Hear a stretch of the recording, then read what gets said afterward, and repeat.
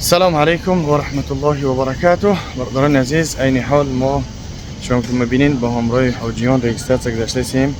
اینها بیجیگایی که میبینین خطیارشون میکنن. خلاص گپ کسی که انشالله که حج راکن سفر حج دارین، خاص به خاطر الله دعا را فراموش مکنین که ساق و سلامت بریم و باز بر بگردیم بر نزد خویش و اقربا و زن فرزندهای خود. الله نگهبانتان باشه. یعنی انسان وقتی که نیت سفر حج میکنه، بگم یک بودوالست و یک الهاماتی که بگم پیدا میشه. چخیلی ورسا میگن که صلوات منی پیریدایت، یعنی با کلمه گفتن، با سخن گفتن او را امات صرف فهمده نمیشه.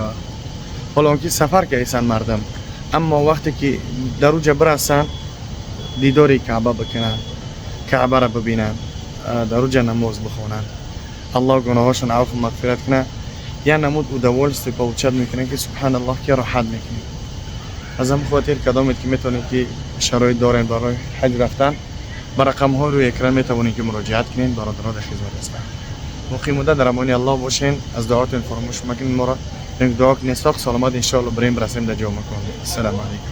السلام علیکم و رحمت الله و برکاته. Дорогие братья и сестры, так как видите то, что мы направляемся на паломничество, на умру, иншаллах, со зволения Всевышнего, так как видите то, что у нас раздали всем, так как видите сумки, беджики, также внутри документы.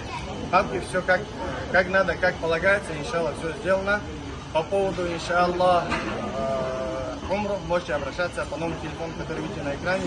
Наши братья, иншаллах, с удовольствием, иншаллах, примем ваши звонки и ваши документы сделают. Также можете по поводу визы также обращаться.